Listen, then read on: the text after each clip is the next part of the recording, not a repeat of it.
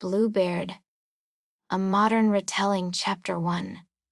The interview. Sarah Chen had always prided herself on her instincts, but standing in the marble lobby of Castell Industries, she wondered if ambition had finally overridden her better judgment.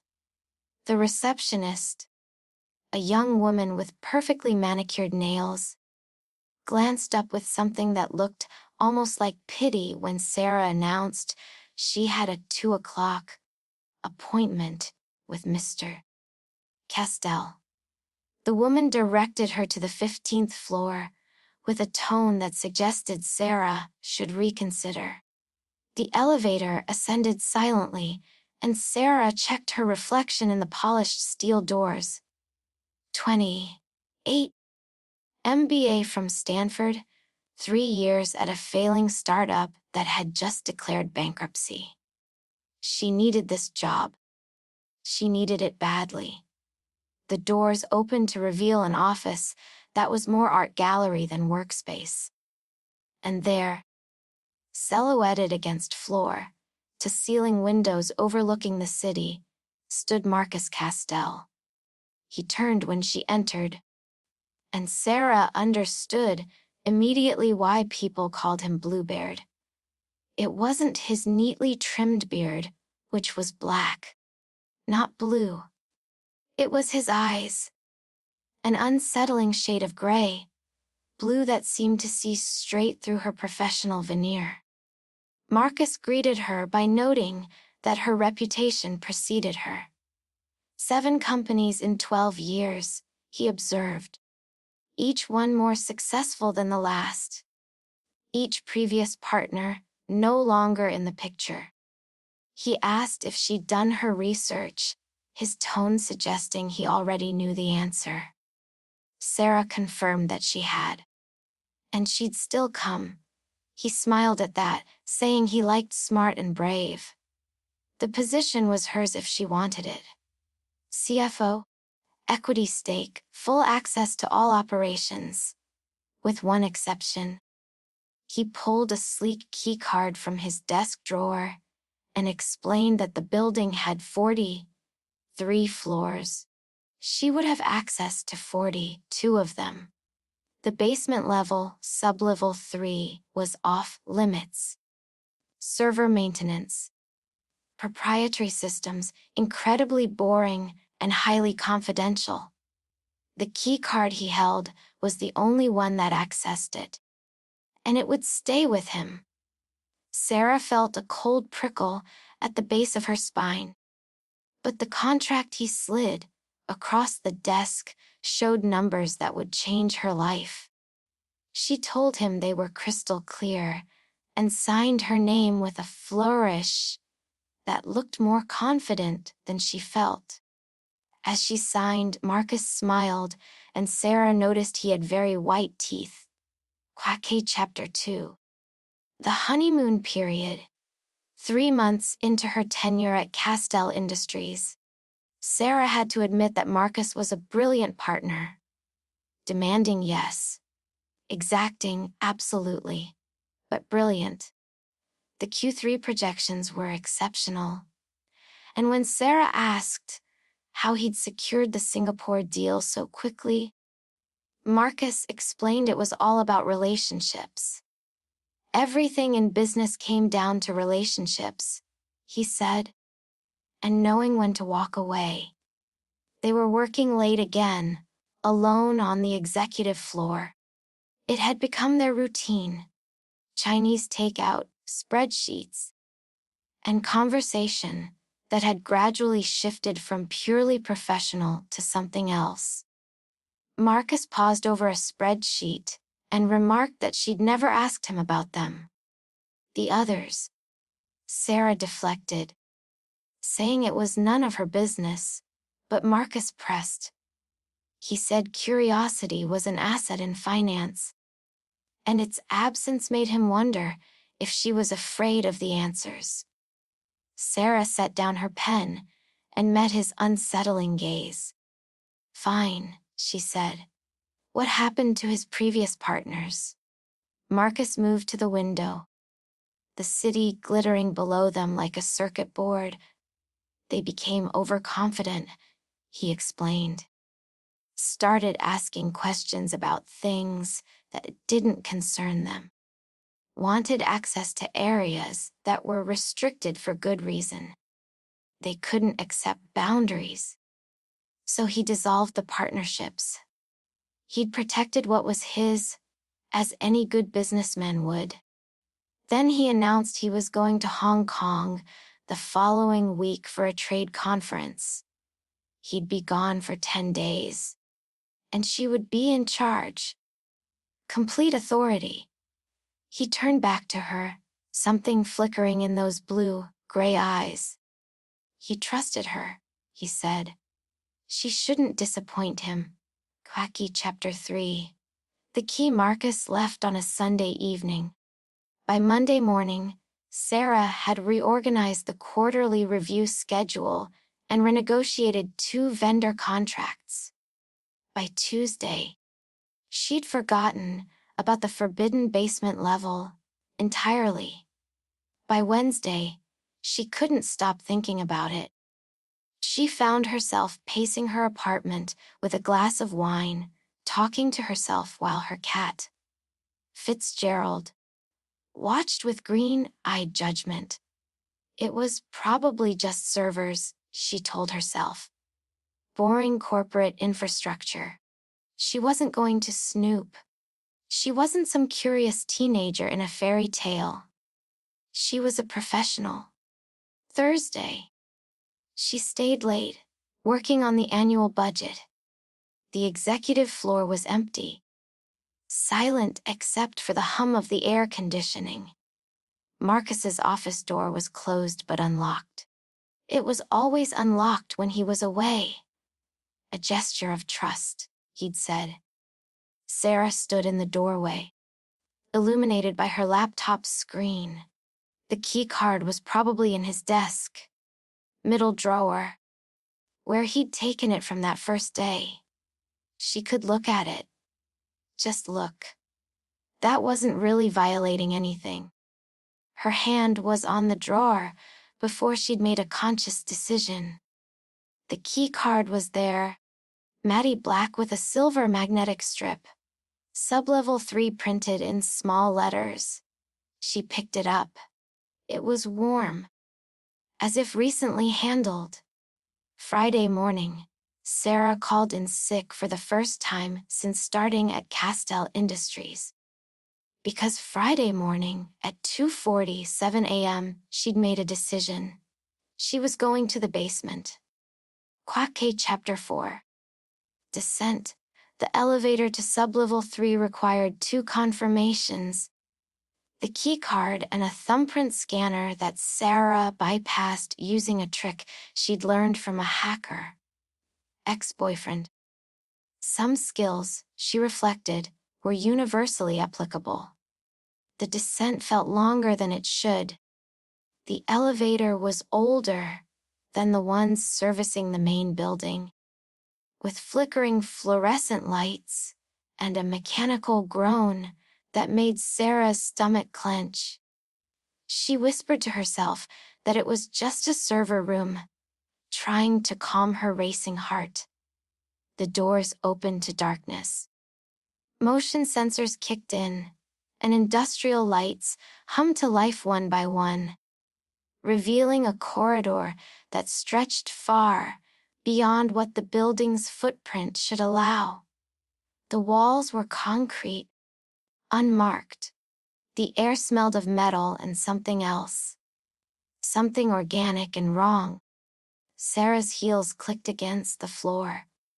She dressed professionally, as if proper business attire could protect her from whatever she'd find. The corridor ended in a steel door with a biometric lock. Sarah used the key card. It shouldn't have worked. She'd only bypassed the elevator, not this. But the lock clicked open, and the realization hit her like ice water. He'd wanted her to find this. He'd left it accessible on purpose. The room beyond was vast, its ceiling lost in shadow. But what filled it stopped Sarah's breath. Desks, dozens of them, arranged in perfect rows. And at each desk, a computer still running. Screensavers casting ghostly light across abandoned workspaces. Personal items were scattered as if people had simply vanished mid-task. A coffee mug with lipstick marks. A framed photo of children. A cardigan draped over a chair. Sarah moved deeper into the room, her heart pounding, whispering to the empty air, asking what this place was. On the wall, a directory board listed names.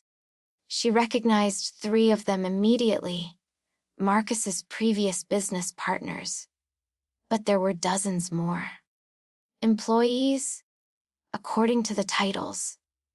People who, according to public records, Sarah had reviewed, had simply moved on, transferred, relocated. A computer screen nearby flickered. Sarah approached it. An email program was open. The last message dated 3 years ago. The sender had written to Marcus about finding discrepancies in the Singapore account, about needing to talk, about how whatever he was doing wasn't legal. The message ended there. Unsent. Sarah's phone buzzed. A text message from Marcus. He hoped she was feeling better. He was coming home early, landing tomorrow at 6 a.m. They should have breakfast. They had so much to discuss. Fate, Chapter 5. The sister Sarah didn't sleep. She sat in her apartment, every light on, her laptop open to articles about Castell Industries, about Marcus, about the 7 partners who'd come before her. The news stories were all the same. Amicable partings, new opportunities abroad, press releases carefully worded, legally airtight. At 7 a.m., there was a knock on her door. Sarah jumped, spilling coffee across her notes. She approached the door slowly, checking the peephole. A young woman stood outside. Asian, mid-20s, wearing jeans and a determined expression. The woman introduced herself as Diana Park. Her sister had been Marcus, Castell's 4th partner. Sarah opened the door and asked what she meant by had been. Diana's response was blunt. Her sister hadn't relocated to Singapore. She hadn't taken a position in Dubai. She disappeared 4 years ago.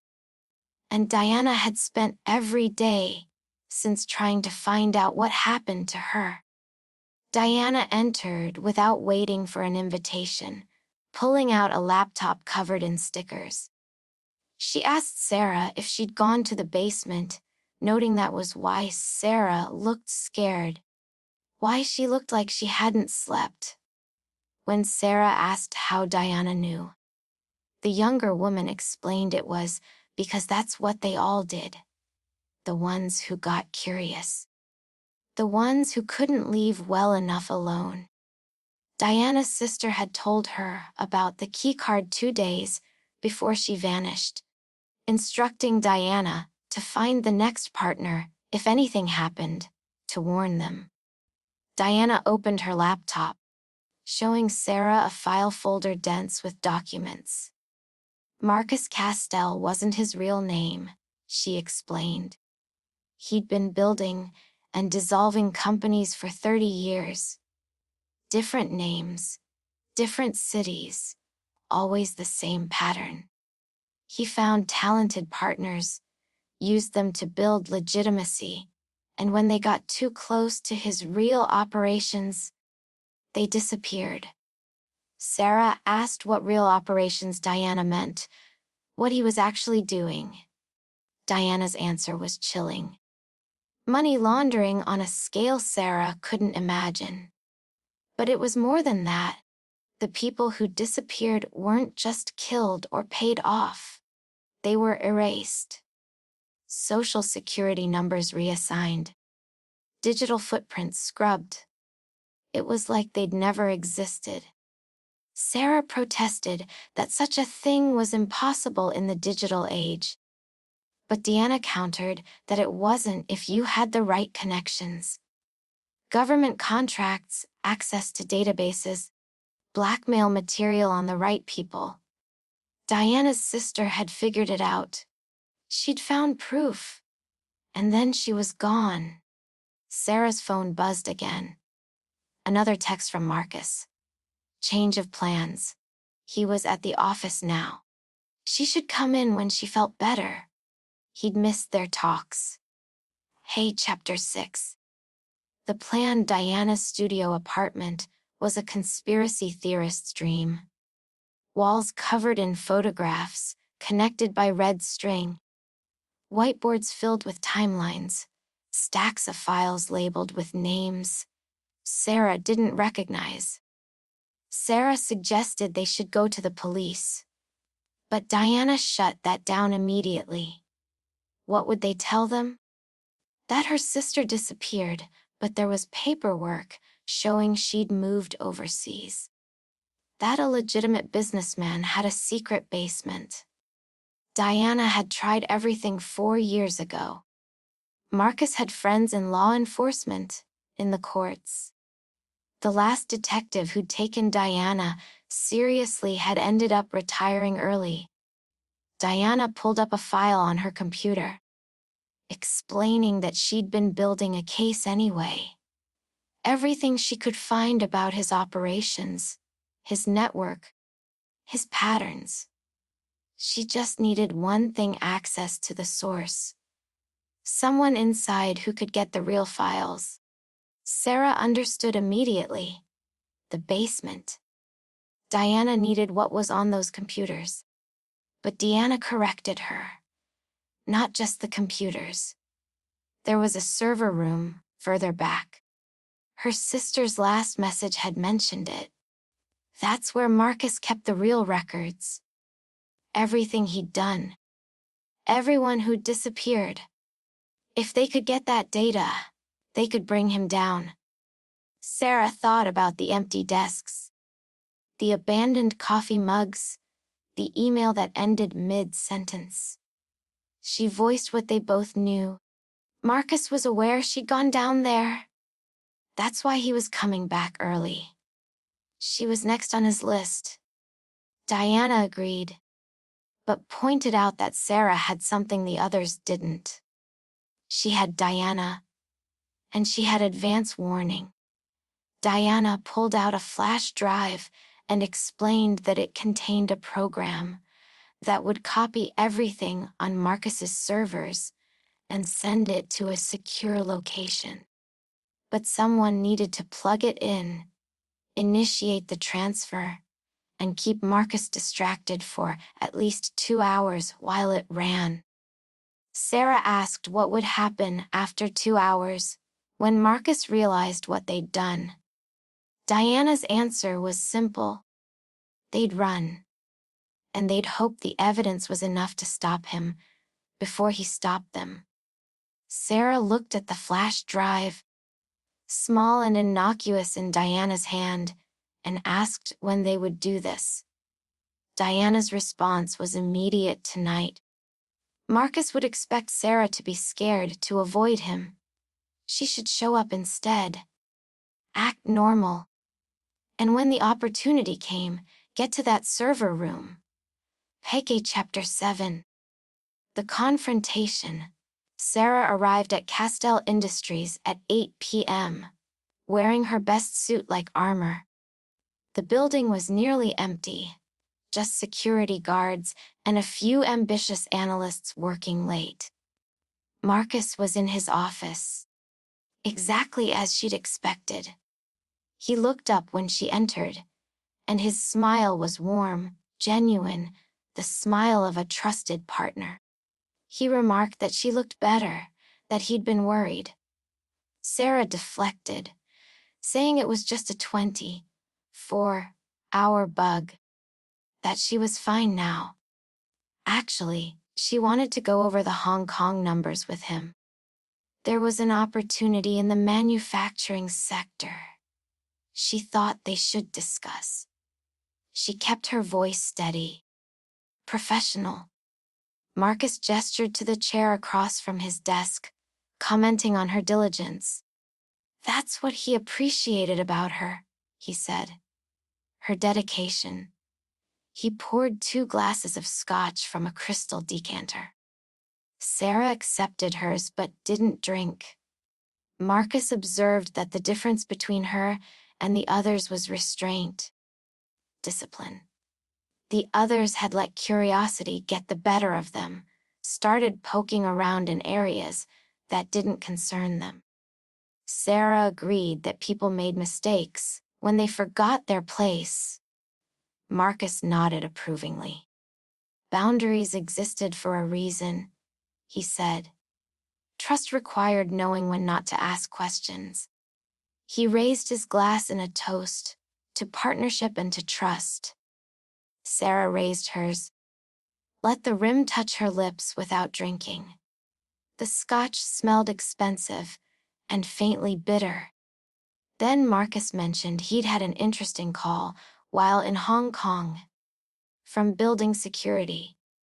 Apparently, there'd been some unusual elevator activity on Thursday night. The sublevel 3 car, specifically. Sarah's heart stopped, but she kept her expression neutral.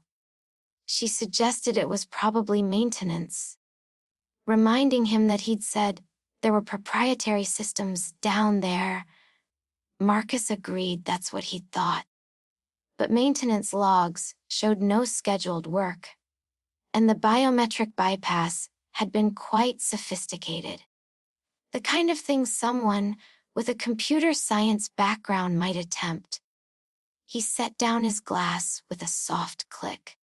Like her, he noted. MIT, wasn't it? Before Stanford. Sarah stated the obvious, he thought she'd gone to the basement. Marcus confirmed it. He thought she was too smart not to have been curious, and he thought she'd found exactly what she was looking for. He stood, moving to the window. In the reflection, Sarah could see him watching her. The question was, he said, what did she plan to do about it? Coiffé Chapter 8. The server room. Sarah made her decision in the space of a heartbeat. She stood, facing Marcus directly, and told him she was going to give him a choice. The same choice he'd given his other partners. She could walk away. Clean exit, generous severance, glowing recommendation. She'd forget what she saw, he'd forget she saw it. They'd both move on. Marcus asked what the alternative was. Sarah's answer was delivered with cold certainty. She'd make a very loud exit. And she was much better connected than his previous partners had been. Marcus laughed. A genuine sound that was almost delighted. She was bluffing, he said. She didn't have any proof. What had she seen down there? Empty desks. Old computers. That wasn't evidence of anything, except employee turnover. Sarah countered that maybe he was right. But she was very good at creating narratives. Very good at making people believe stories. The press loved a good corporate scandal. And she was photogenic. For the first time, something flickered in his expression. Uncertainty. He warned her that she didn't know what she was risking. But Sarah fired back that she knew exactly what she was risking. The question was whether he did. His entire operation depended on staying invisible. Could he afford a spotlight? Her phone buzzed. A text from Diana, 1 word, ready. Sarah made a show of checking it, then looked back at Marcus. She suggested he think about it. She was going to work on the Hong Kong files from her office. They could discuss terms tomorrow. She walked to the door, forcing herself to move slowly, calmly. Every instinct screamed to run. Marcus called her name, and she paused. He told her she was making a mistake. Sarah responded that she probably was, but she'd gotten very comfortable with risk. She took the elevator down to the lobby, smiled at the security guard, walked out the front entrance. Then she circled the building, used her key card at the service entrance, and took the stairs down. Deanna was waiting at the sublevel 3 access point, laptop ready. She asked if Marcus had believed Sarah. Sarah admitted she didn't know, but they had maybe 30 minutes before he checked the security feeds. They needed to move. They ran through the concrete corridor, past the room of abandoned desks, to a door at the far end marked Asiojosap RNELONLY. Diana's hacking equipment made quick work of the lock. Beyond was a room humming with servers, towers of blinking lights and cooling fans. Diana identified the main server and asked for the drive. Sarah handed it over, then turned to watch the corridor. Her phone buzzed. A call this time from Marcus. She declined it. Diana announced the upload had been initiated. 90 minutes. Sarah pointed out they didn't have 90 minutes. Diana's response was pragmatic. Then they'd better get creative about buying time. 5K Chapter 9, The Evidence. The fire alarm was Sarah's idea. Not a real fire, just a pulled alarm on the 10th floor. Enough to trigger evacuation protocols. To flood the building with firefighters and confusion. They huddled in the server room, listening to the chaos above. Diana's laptop showed the upload progress 42%. Diana spoke quietly, mentioning that her sister's name was Karen. Karen Park. She'd been brilliant, funny. She'd wanted to change the world through ethical business practices. Sarah asked Diana to tell her what had happened to Karen, the real story. Diana admitted she didn't know the real story. And that's what made it unbearable. One day Karen had been texting about some evidence she'd found. The next day, she was gone. Her apartment cleaned out, her bank account closed, her social media deleted. The official story said she'd taken a position in Dubai. But when Diana flew there, the company didn't exist. The upload reached 63%. Diana continued, saying she used to wake up thinking, maybe Karen was alive somewhere, with a new identity, living a different life. But the more she'd investigated Marcus, the more she'd realized that's not how he operated. People who crossed him didn't get new lives. They just stopped existing. Sarah promised they were going to prove what he'd done. To Karen, to all of them. The upload reached 81%. The door to the server room opened. Marcus stood in the doorway, and he wasn't alone. 2 men in dark suits flanked him, faces expressionless. Marcus commented on the fire alarm. Clever, he said. But the system logs had shown the server room access. Did they really think he wouldn't notice? The upload reached 94%. Sarah stepped in front of Diana's laptop and announced it was over. Whatever they were uploading had already been sent to multiple secure locations. Kill them, and it would still go public. Marcus accused her of lying. There hadn't been enough time. Diana challenged him to try her. Her sister had taught her a lot about network architecture before Marcus had erased her. She'd had 4 years to prepare for this moment. 98%. Marcus's expression twisted into something ugly, the charming mask finally slipping. He told them they had no idea what they'd done. The people he worked with, the organizations involved. This was so much bigger than they understood. Did they think they were heroes? They just painted targets on their backs. Sarah responded that they just have to be very public targets. Hard to erase someone when everyone was watching. 100%. Complete. Diana's laptop chimed softly. She pulled the drive and held it up, announcing it was done. Every file, every record, every name. It was all out there now. The men in suits moved forward, but Sarah raised her phone, claiming she was on a call. Live stream. 3,000 viewers. She invited Marcus to say hello to them. It was a bluff. The phone showed her home screen. But Marcus hesitated. And in that hesitation, Sarah heard the most beautiful sound in the world: police sirens. Sarah asked if she'd forgotten to mention that Diana had been working with a federal investigator. Just one who was ready for retirement and didn't care about making enemies. They'd called him from the elevator. Marcus's face went pale. Faki Chapter 10 News Stories. 6 months later, Sarah sat in a coffee shop in Portland, reading the news on her tablet.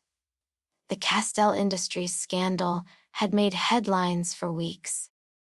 Marcus was awaiting trial on charges of fraud, money laundering, and conspiracy. The bodies hadn't been found yet, but the digital evidence was damning. 7 former partners identified. 18 employees documented. All disappeared. All erased. The investigation was ongoing. Diana slid into the seat across from her, carrying 2 lats. She commented that Sarah had changed her hair. Sarah confirmed she had.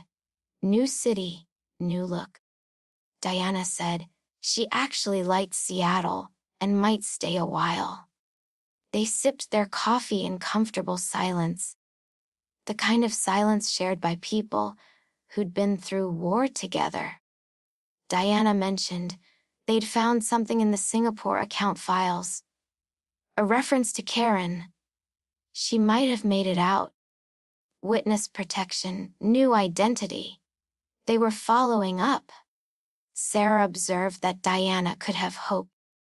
Diana replied that she could, or she could accept that Karen was gone and be grateful they'd stopped Marcus from doing it to anyone else.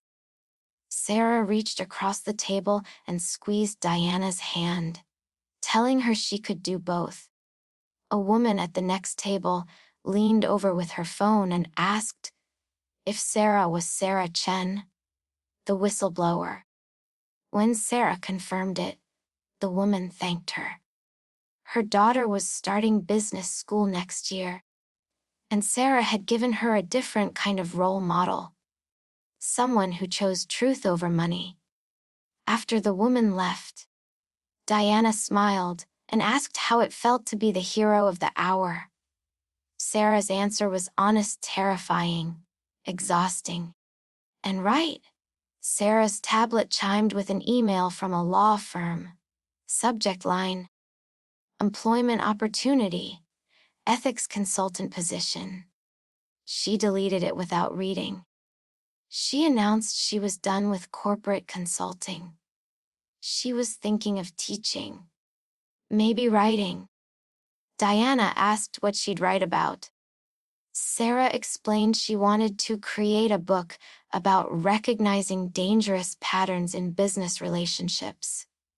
Red flags, warning signs, how to know when to walk away. Diana added, and when to fight. Sarah agreed. That too. They finished their coffee as afternoon light slanted through the windows. Outside, Portland carried on, oblivious to the 2 women who'd brought down an empire. Diana stood to leave, but Sarah caught her arm. She asked about the forbidden room, the thing they weren't supposed to see.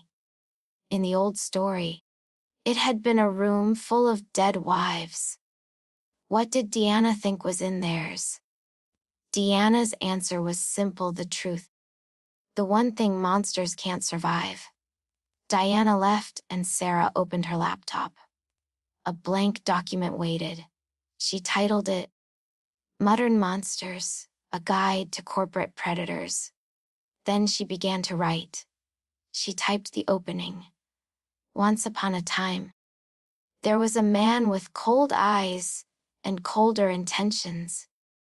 And once upon a time, there were women who refused to disappear. This is their story. This is our warning. This is how the old tales survive, not by staying the same, but by recognizing that the monsters simply changed their masks. And in a federal holding cell 3 states away, Marcus Castell sat in silence, his empire crumbled, his secrets exposed. The man called Bluebeard had finally been seen for what he was. And the story, as all good stories do, became a warning for the next generation.